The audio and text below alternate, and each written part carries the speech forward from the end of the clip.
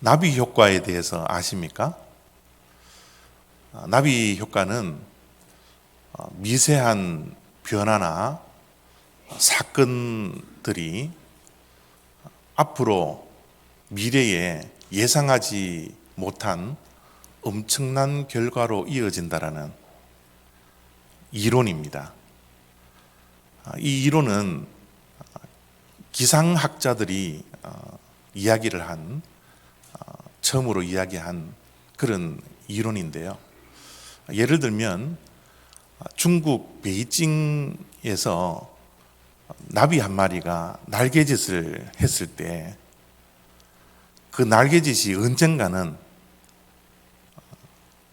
미국 뉴욕 앞바다에 큰 태풍이 될 수 있다라는 이론입니다.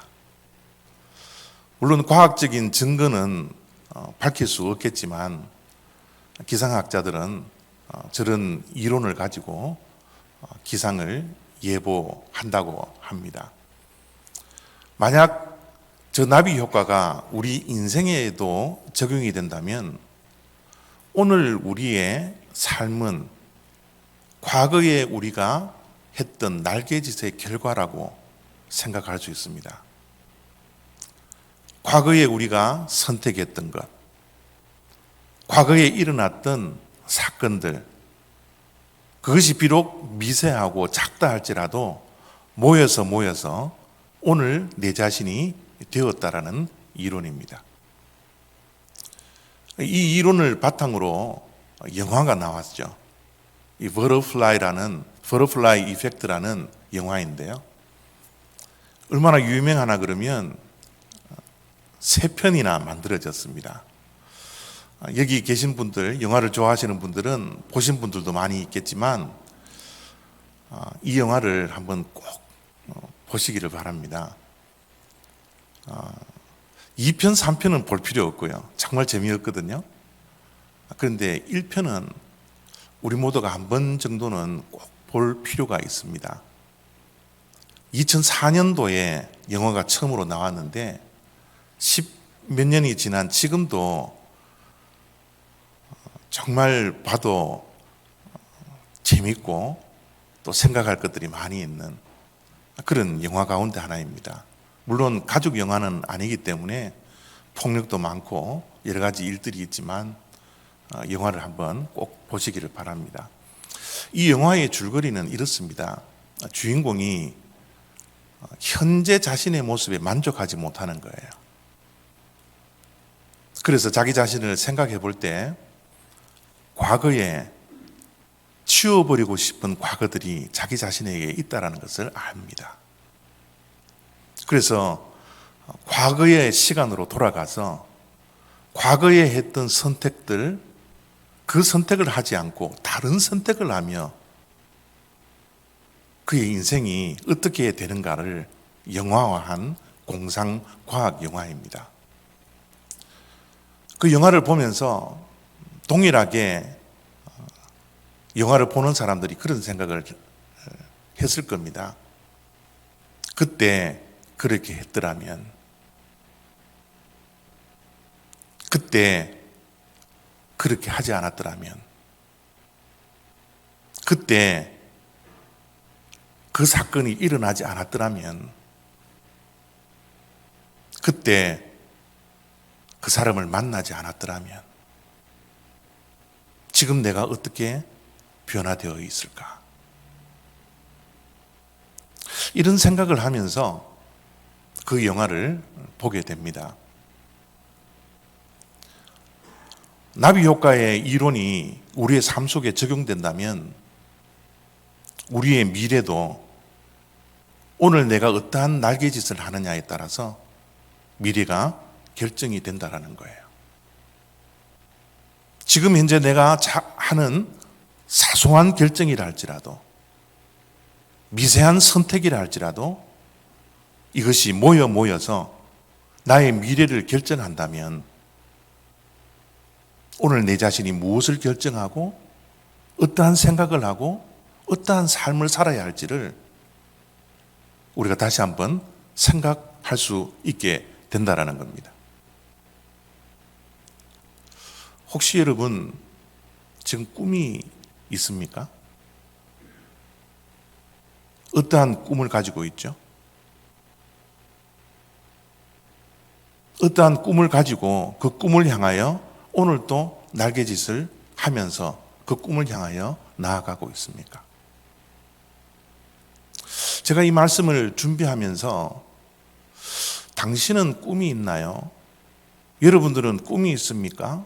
라는 질문보다는 이런 질문이 더 적합하겠다라는 생각을 하게 되었습니다. 당신은 꿈이 있었습니까?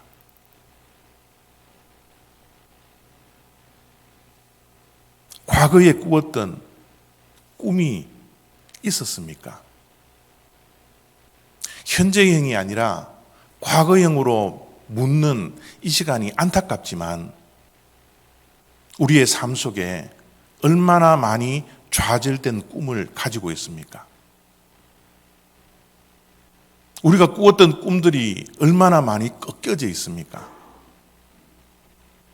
얼마나 많이 잃어버린 꿈을 가지고 지금 현재는 꿈꾸지 못하고 꿈이 없이 꿈을 향하여 날개짓을 하지 못하고 하루하루를 살아가고 있습니까?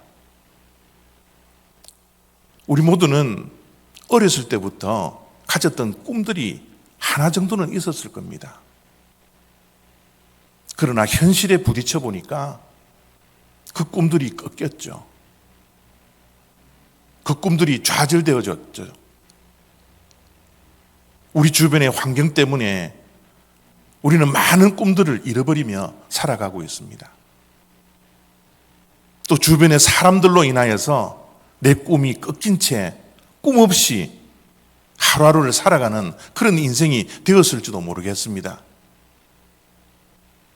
이제는 나이가 들어서 이 나이에 무슨 꿈을 꾸겠느냐고 꿈을 잃어버린 채 하루하루를 살아가고 있는지도 모르겠습니다. 꿈을 가지고 살아가는 인생길 가운데 얼마나 많은 장애물들이 우리의 꿈을 꺾어버렸고 우리의 꿈을 좌절시켜 버렸습니까? 꿈은 우리 인생의 설계도입니다. 모든 건물은 건축가들이 건축하기 전에 설계도를 만들어 놓고 그 설계도에 따라서 건축합니다. 모든 건물이 그래요. 우리의 인생은 하나의 건축물과 같습니다.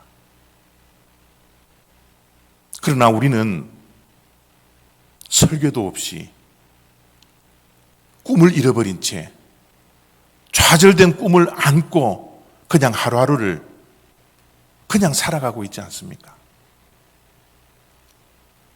설계도대로 건축가들이 건축을 하지 않는다면 정말 많은 시행착오가 있을 거예요. 많은 에너지를 낭비하게 될 겁니다. 자기가 지금 짓고 있는 그 건축물이 어떤 건축물이 될 것인지 모른 채 우왕좌왕하면서 건축을 하게 될 겁니다. 혹시 우리의 인생도 그러지 않습니까? 내가 지금 무엇을 하고 있는지, 왜 이것을 하고 있는지, 내 인생의 마지막 꿈은, 그 골은 어디인지 모른 채 하루하루를 그냥 살아가고 있는 그런 인생은 여기에 있지 않습니까? 팬데믹이 주는 유익들이 저에게는 많았습니다. 많은 생각을 하게 되었습니다. 1년이 넘는 이 팬데믹 기간 가운데 잃어버린 꿈에 대해서 생각을 하게 되었습니다. 목회자로서 어떠한 꿈을 가지고 있었는가? 어떤 꿈을 잃어버렸는가? 우리 올리브 교회는 어떠한 꿈을 가지고 있는가? 좌절되고 꺾여 있는 이 꿈들, 이 꿈을 회복하기 위해서 몇 주 동안 우리가 회복해야 할 꿈들, 잃어버렸던 꿈들을 회복하여 그 꿈을 향하여서 날개짓을 하는 그런 말씀들을 기도하며 준비하며 여러분들에게 전하고자 합니다. 혹시 여러분들도 인생의 설교도 없이 꿈도 없이 그냥 그렇게 하루하루를 살아가는 인생이라면 과거에 꾸었던 그 꿈들, 잃어버렸던 그 꿈들 회복하고 그 꿈을 향하여 자그마한 날개짓을 할 수 있는 그런 회복이 저와 여러분들에게 있기를 원합니다. 성경 말씀은 하나님의 사랑 이야기입니다. 그러나 동시에 하나님의 꿈에 대한 이야기입니다. 하나님의 꿈 이야기 가운데 성경 속에 나오는 인물 요셉이 어떤 꿈을 꾸었는지 꿈의 대명사처럼 되어 있는 인물 가운데 하나가 바로 요셉입니다. 오늘 읽었던 말씀 가운데 18절, 19절을 제가 읽어드립니다. 요셉이 그들에게 가까이 오기 전에 그들이 요셉을 멀리서 보고 죽이기를 꾀하며 서로 이르되 꿈꾸는 자가 오는도다. 우리가 너무나 잘 알듯이 요셉은 형제가 11명이 더 있습니다. 12형제 가운데 11번째 아들이었죠. 나머지 형제들이 요셉에게 별명을 붙여주었는데요. 그 별명이 뭐라고요? 꿈꾸는 자라는 거예요. 꿈꾸는 자가 오는도다. 요셉은 어쩌면 평범한 인물이었을지도 모르겠습니다. 한 가정에 아버지가 이 아들을 너무 사랑했어요. 편애를 했죠. 편애를 해서 색동저고리 옷을 입혀주고 너무 사랑했습니다. 그런데 여러분, 요셉의 이 속사정은 정말 달랐으리라 생각이 듭니다. 왜 그래요? 동생 베냐민을 어머니가 놓고 돌아가셨거든요. 일찍 어머니를 잃어버렸습니다. 나머지 형제들을 낳았던 어머니, 배다른 어머니가 3명이나 더 있었어요. 배다른 어머니 밑에서 자라나는 요셉을 한번 생각해 보십시오. 속에 수많은 상처와 아픔들이 있었지 않겠습니까? 그 수많은 과거의 상처들을 다 지워버리고 싶은 그런 마음들이 요셉에게 있지 않았겠어요? 겉으로 보기에는 아버지의 사랑을 독차지해서 좋게 보이지만 속사정은 고통과 아픔과 상처들이, 깊은 상처들이 있는 인물이라는 것을 우리가 너무나 잘 알 수 있습니다. 그런데 이러한 요셉이 인생이 바뀌었습니다. 어느 날 꿈을 꾸었어요. 그 꿈이 요셉의 인생을 송두리째 바꾸어 버립니다. 꿈이라는 건 너무나 요상하게도요, 우리의 인생을 바꿀 수 있을 만큼 파워가 있습니다. 꿈은 우리의 인생을 바꾸는 힘이 있어요. 월트 디즈니가 이런 이야기를 합니다. 꿈꿀 수 있다면 꿈을 이룰 수 있습니다. 제가 이룬 이 모든 것들의 시작은 저의 꿈과 쥐 한 마리였습니다. 쥐 한 마리를 보면서 꿈을 꾸기 시작했는데 그 꿈이 이루어졌다라는 거예요. 꿈 하나로 인생이 송두리째 바뀌어버립니다. 스티븐 스필버그가 또 이런 말을 했더라고요. 나는 밤에만 꿈꾸는 게 아니라 하루 종일 꿈을 꾼다. 나는 살아가기 위해 꿈을 꾼다. 꿈을 꾸었기 때문에 살았다라는 거예요. 꿈을 꾸었기 때문에 세계의 거장이 되었다라는 겁니다. 꿈이 시작이 되어서 그의 인생이 송두리째 바뀌었다라고, 꿈을 꾸라고 우리들에게 말을 하고 있지 않습니까? 꿈은 이루어지는 거지만 꿈을 이루어가는 과정은 만만치 않습니다. 이 세상의 모든 성공한 사람, 승리한 사람, 꿈을 이루었던 사람들의 삶을 보면 화려함만 있지 않아요. 꿈을 이루는 과정은 정말 힘들고 처절합니다. 요셉이 꾸었던 꿈 때문에 형제들의 시기와 질투를 받습니다. 꿈을 꾸지 않았더라면 형제들에게 저런 시기와 질투를 받지 않을 수도 있었지만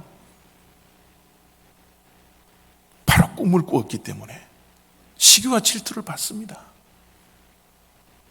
구덩이에 빠져서 생명을 잃을 뻔한 삶의 위기가 그에게 찾아왔어요. 가까스로 생명은 구했지만 노예로 애굽에 팔려갑니다. 그의 형제들이 인신매매단이 되어서 돈 몇 푼 받고 요셉을 애굽으로 노예로 팔아버렸어요. 꿈이 없었다면 저런 시련과 고통을 겪지 않아도 되었습니다. 애굽에 가서도 그의 삶은 평탄하지 않았습니다. 주인 보디발의 아내에게 유혹을 받죠. 그 유혹을 견뎌내어 도망치자 그는 결국은 감옥사에 갇히는 죄수의 신분을 갖게 됩니다. 어느 인생의 발걸음 하나하나를 들여다보면 고난이 아닌 것이 없습니다. 고통이 아닌 것이 없어요. 꾸었던 꿈 때문에 그 꿈을 이루어가는 그 과정 속에 요셉의 삶에는 수많은 일들이 벌어지고 말았던 것이죠. 산전수전 다 겪었다고 그래야 되겠죠. 온갖 고생과 시련을 요셉은 겪으며 살았습니다. 누군가 그러더라고요.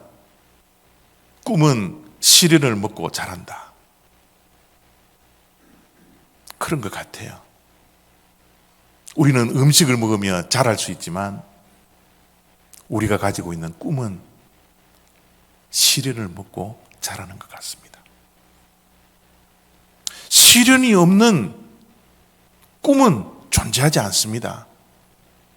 무언가로부터 방해를 받고 무언가로부터 내가 꾸었던 꿈을 꺾으려고 좌절시키려고 하는 수많은 장애물들이 우리의 삶 속에 있더라는 거예요. 꿈 때문에 가지는 어려움이 늘 꿈꾸는 자들에게는 다가옵니다. 요즘 출애굽기를 우리가 묵상하고 있지 않습니까? 광야 생활을 하는 이스라엘 백성들을 보십시오. 때로는 원망도 하고, 때로는 불평도 하고, 때로는 과거로 돌아가려고 하는 그런 좋지 않는 마음도 품지만 수많은 시련들, 그 광야 학교에 입학하여서 가지는 그 고통과 고난과 그 시련들을 통해서 그들의 꿈이 좌절된 것이 아니라 더욱더 가나안을 향하여서 가려고 하는 그 꿈들이 날마다 새롭게 자라났지 않았습니까? 그 꿈이 시련을 먹고 자랐기 때문에 결국은 40년이 지나서야 가나안 땅에 들어가는 꿈을 이루고 말았던 것이죠. 그들이 수많은 시련 가운데, 그 광야 생활 가운데 먹을 것 없고 마실 것 없는 그 죽음의 장소에서 어떻게 시련을 먹고 꿈이 자라 그 꿈을 이룰 수 있었습니까? 요셉이 어떻게 해서 산전수전 다 겪는 그 파란만장한 인생 가운데 결국은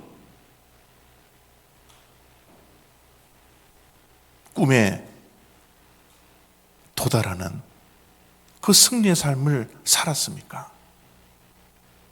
다른 이유가 아닙니다. 꿈이 없었다면요. 그 인생의 설교도가 없었다면요. 꿈을 잃어버린 채, 좌절된 채, 낙심한 채, 실망한 채, 억울한 모습으로 하루하루를 살아갔을 거예요. 꿈에 눈이 멀어라. 시시한 현실 따위 보이지 않도록. 이런 말들이 있더라고요. 그래요. 꿈꾸는 자는 주변의 시시한 일들 때문에 시간을 낭비하지 않습니다.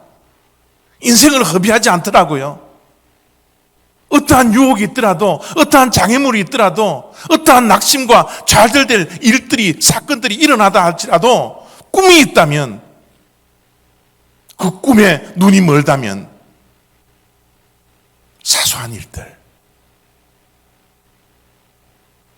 극복하며 앞을 향하여 달려가더라고요. 꿈을 향한 그 날개짓 때문에 요셉은 수많은 고통과 고난과 역경들을 극복하며 꿈을 이루는 승리자가 되었더라는 겁니다.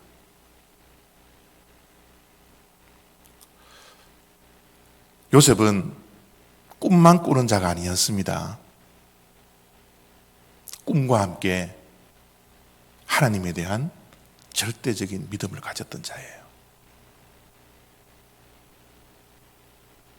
꿈이 너무너무 소중하지만 그 꿈과 함께 하나님에 대한 절대적인 믿음을 갖고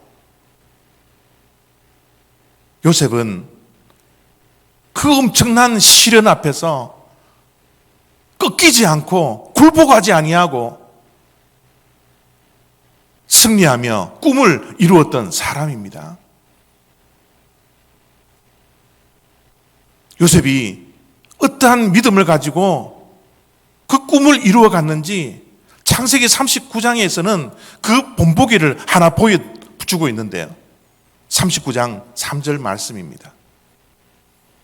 그의 주인이 여호와께서 그와 함께 하심을 보며 또 여호와께서 그의 범사에 형통하게 하심을 보았더라. 그렇습니다. 잠언서 16장 9절 말씀을 보면 우리 인간이 사람의 마음으로 계획을 한다 할지라도 그 계획을 이루시는 분은 여호와 하나님이라고 분명히 말씀해 놓고 있습니다. 예, 우리의 꿈을 가지는 거 좋습니다. 인생의 계획을 하는 거 좋습니다. 인생의 설계도를 그리는 것 너무 중요하죠. 그러나 그것을 이루어 가시는 분은 내 자신이 아니라, 내 의지가 아니라, 내 실력이 아니라 하나님이라는 사실을 잠언 16장 9절 말씀에는 분명히 우리들에게 말씀해 주고 있지 않습니까? 꿈과 함께 하나님에 대한 믿음이 있었기 때문에 요셉은 그 꿈을 이루었던 겁니다. 요셉 앞에 있었던 그 수많은 장애물들을 보십시오. 얼마나 많은 위기가 있었어요. 그의 꿈을 꺾으려고 하고 그의 꿈을 좌절시키기 위해서 얼마나 많은 인생의 장애물들이 있었습니까? 그 인생의 위기를 만날 때마다 낙심하고 실망하고 좌절할 수 있었을 겁니다. 그 꿈을 꺾으려고 유혹 앞에 설 때도 있었습니다. 거친 풍랑이 그의 앞을 가로막고 날개짓을 하지 못하도록 날개를 부러뜨리려고 얼마나 많은 일들이 일어났습니까? 홀로 그 꿈을 이루어가기 위해서 얼마나 외로웠겠어요. 얼마나 억울한 일들이 많이 있었겠습니까? 그러나 그는 이런 수많은 거친 풍랑 속에서도 꺾어지지 않았어요. 꿈을 잃어버리지 않았습니다. 왜요? 왜 포기하지 않았습니까? 포기할 만한데도 왜 포기하지 않았습니까? 하나님에 대한 믿음 때문이에요. 꿈과 함께 하나님에 대한 절대적인 믿음이 있었기 때문에 그는 포기하지 아니하고 그 꿈을 향하여 한 걸음씩 한 걸음씩 날개짓을 하며 그 꿈을 향하여 달려갔던 것이지요. 요셉이 믿음을 가졌는지 어떻게 아느냐고요? 어떤 믿음을 가졌는지 목사님이 어떻게 아느냐고요? 예, 39장 3절을 한번 보십시오. 믿음이라는 모습이 어떻게 드러나는지 한번 보십시오. 그의 주인이 여호와께서 그와 함께 하심을 보며. 믿음이 무엇입니까? 하나님과의 동행이지 않습니까? 하나님과 함께 하는 것이 우리의 믿음이잖아요. 우리의 믿음이 무엇입니까? 하나님과 따로 걸어가는 것이 아니라 별행이 아니라 동행이라는 사실을 우리가 너무나 잘 알고 있지 않습니까? 요셉은 꿈을 꾸며 하나님과 동행했습니다. 동행하는 그 믿음을 가지고 날개짓을 하며 미래를 향하여 엄청난 결과를 향하여 날개짓을 하며 걸어갔던 것이죠. 믿음은 내 자신이 내 자신을 보면서 평가하는 게 아닙니다. 요셉이 믿음이 좋았던 사람이라는 것을 주변의 사람들이 보고 알았어요. 요셉이 여호와께서 함께 하고 있다는 사실을 주인이 알고 있었습니다. 그래서 주인이 여호와께서 그와 함께 하심을 보았다는 겁니다. 또 여호와께서 그의 범사에 형통하게 하심을 보았다라는 거예요. 우리의 믿음은 어떻게 증명될 수 있습니까? 주변 사람들의 시선을 통하여서 우리의 믿음이 증명될 수 있는 겁니다. 저 집사님 참 믿음이 좋은 사람이야. 저분은 정말 하나님께서 사랑하시는 분이구나. 저분은 정말 하나님의 축복 가운데 있는 사람이야. 주변 사람들이 인정해 줄 수 있는 그 믿음, 그것이 진짜 믿음이지 않을까요? 요셉은 바로 그런 믿음을 가진 자였습니다. 비록 노예의 신분이지만 남 앞에 내세울 것 없지만 뛰어난 집안을 가진 백그라운드는 없었지만 마음에 깊은 상처를 안고 살았던 자이지만 자기의 꿈을 형제들에게 이야기할 만큼 성숙된 그런 인격을 가지지 못했던 그런 자였지만 그의 믿음만큼은 주변 사람들이 인정하며 그의 믿음을 보고 비록 내세울 곳 없는 그 인생 가운데서도, 노예 생활하는 가운데서도 그 주인이 여호와께서 그의 범사에 형통하게 하심을 볼 수 있는 인생을 살고 있더라는 겁니다. 그것이 바로 믿음이죠.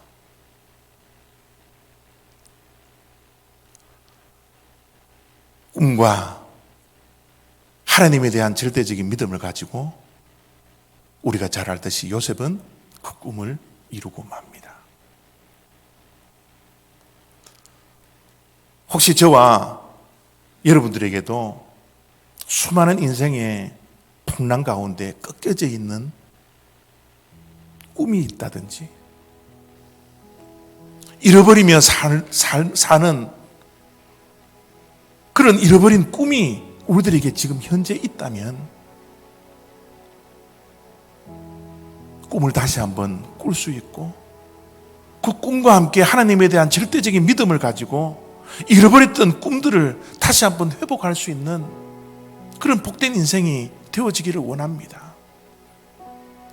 어쩌면 앞으로 몇 주 동안 계속될 이 꿈에 대한 말씀은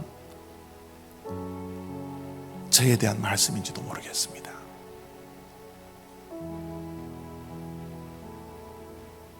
기도하며 준비하는 이 말씀이 여러분의 잠자는 영혼을 깨워서 잃어버렸던 꿈들을 깨워서 저와 함께 다시 한번 꿈꿀 수 있는, 좌절된 꿈이 치유되고 좌절된 꿈이 회복되는 그 은혜가 예배 시간만에 우리에게 샘솟듯이 일어나기를 원합니다. 잃어버린 꿈을 향하여 함께 날개짓을 할 수 있는 저와 여러분 다 되시기를 바랍니다. 기도하겠습니다.